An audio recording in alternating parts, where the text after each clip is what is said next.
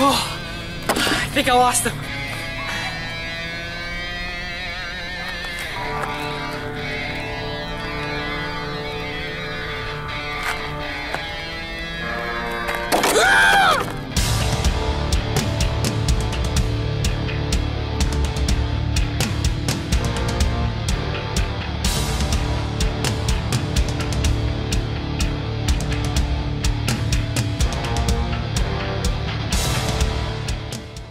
Most games today like to point us in the right direction and let us view their beautiful worlds the way they want us to. And then there are games developed by From Software, which they form a mixture between old school game design and the purest form of player interaction. After a large fanbase was created after the release of PlayStation 3's exclusive Demon's Souls, further attention was caught by all types of gaming audiences through the release of Dark Souls as well as the sequel. The first quarter 2015 is now over and it was filled with a lot of good games. But besides Hotline Miami 2, no game was released this year, especially with the AAA budget, that is considered a must-play. But today we are here to review Bloodborne, which is not only better than the Souls game in almost every way possible, it will also provide you with an experience filled with many moments that you'll remember for years to come.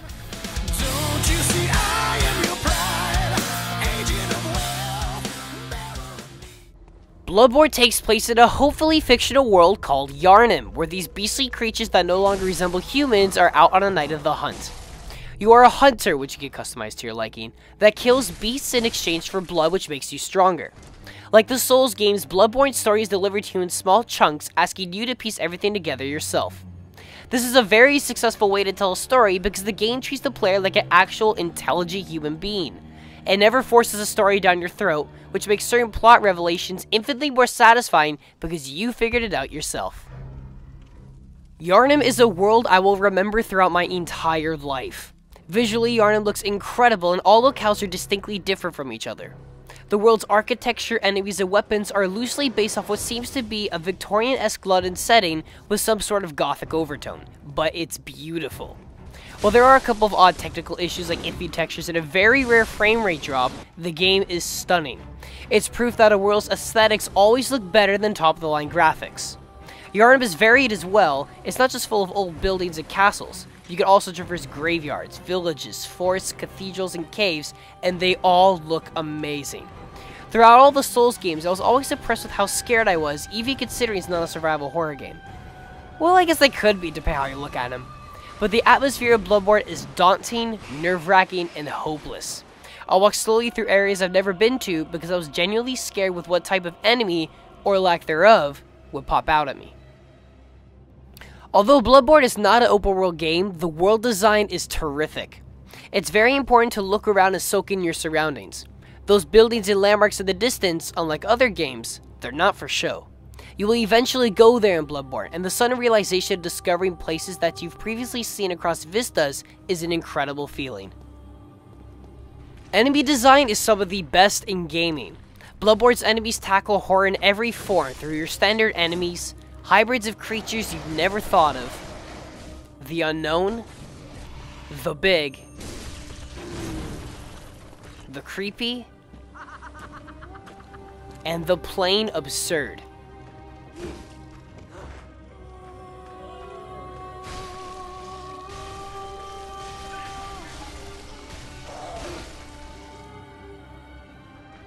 All enemies are terrifying in their own way, and the attention to detail is nothing short of astounding. Besides Hotline Miami, the score in Bloodborne is one of the best video game soundtracks I've heard of since The Last of Us. The large epic choirs, chilling streams, and deep hordes give me goosebumps every time I listen to the score, and this was even before the game came out. So I don't think it'd be hard to guess what music I'm playing for Halloween this year, eh?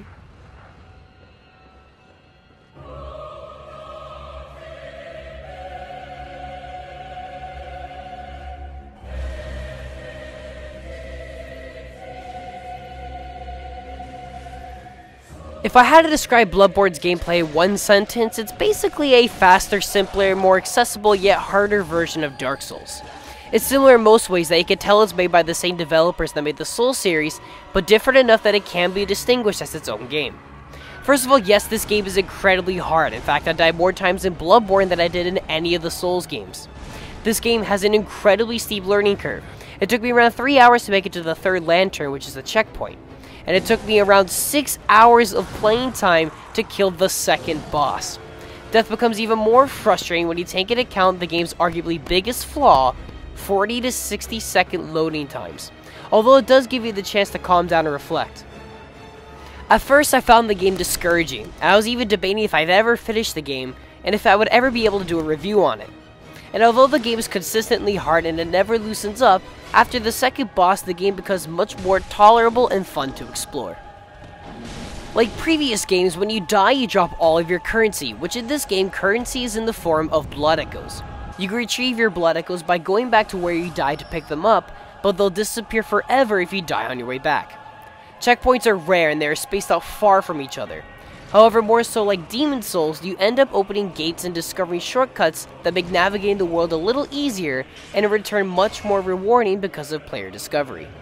What I dislike even more now, however, is the spawning for boss battles. Now this is just a personal thing, but I like to go over boss battles over and over again in quick succession so I can fully understand how to fight them. But every time you die you go back to the lantern and you're forced to walk all the way back and try again. Sometimes it takes 15 minutes to get back to the boss, and sometimes even longer when you die on the way there. It feels unnecessary, repetitive, and boring going through the same areas and places that were hard to overcome the first time around, just to go to the boss and try again. But then again, this is just me being cranky. Like mentioned before, combat is more fast-paced, but not as fast as titles like Devil May Cry or God of War. All the melee weapons in the game are unique in their own way. Each weapon has a secondary mode with some that extend their reach, some are heavier, and then there's the sword that can transform into a frickin' hammer. Chaining combos together using any weapon is visceral and satisfying. You also have a secondary ranged weapon that comes in the form of a pistol most of the time. But besides shooting the enemy right before an attack to stun him, guns are pretty much useless, and after a couple hours of the game I ended up forgetting about them. And now you have to dodge often, like all the time. I prefer to dodge instead of using a shield like I did in the Souls games, and because of Bloodborne, I became twice as good at dodging in other games now like Smash Brothers and different types of third-person shooters. Upgrading weapons, changing your gear, and increasing your stats is much less complicated compared to other RPGs, and the different types of items you find in the game is reduced compared to the Souls games, which is a great idea because it focuses more on the combat rather than cycling through a limited amount of supplies.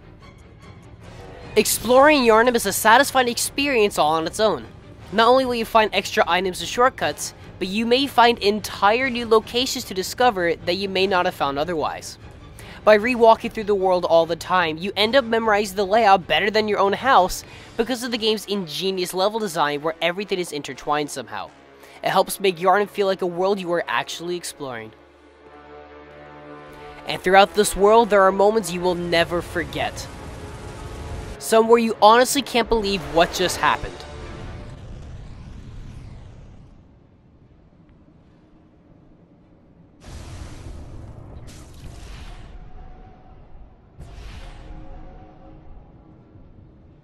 Overcoming certain enemies and boss battles can turn into some of the most satisfying moments you've ever experienced in a video game. And dying when you have an incredibly high amount of blood echoes can also be one of the darkest. Bloodborne puts you on a roller coaster of emotions that will leave an impact on you, and it will show when you quit the game and go to work or school. If you feel accomplished with something you did in Bloodborne, people will see that. And if you're depressed or frustrated, your friends will start to notice.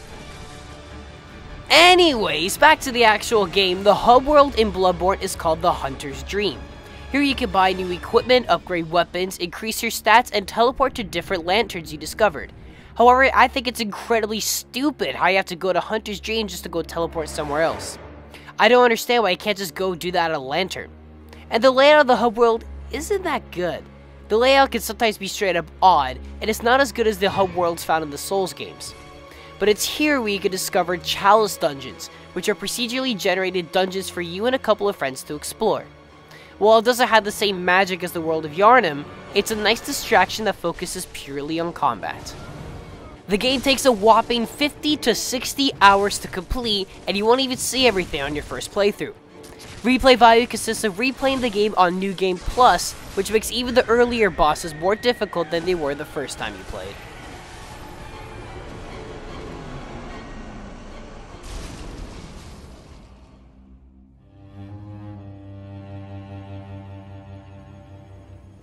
Bloodborne is not for everyone. It's for those who want to put up a fight against seemingly impossible circumstances. For those who want to be rewarded for putting their mind through hell. For those who want to explore a compelling world that is the closest virtual experience to exploring a real fictional place. If you're looking forward to any one of these things, then go buy Bloodborne. Don't ever be discouraged. Always keep trying and remember that dying is inevitable. But just know going into the game, not only will it cost you $60, it will also cost you a part of your soul. Ironic, isn't it? Bloodborne receives a 9.5 out of 10.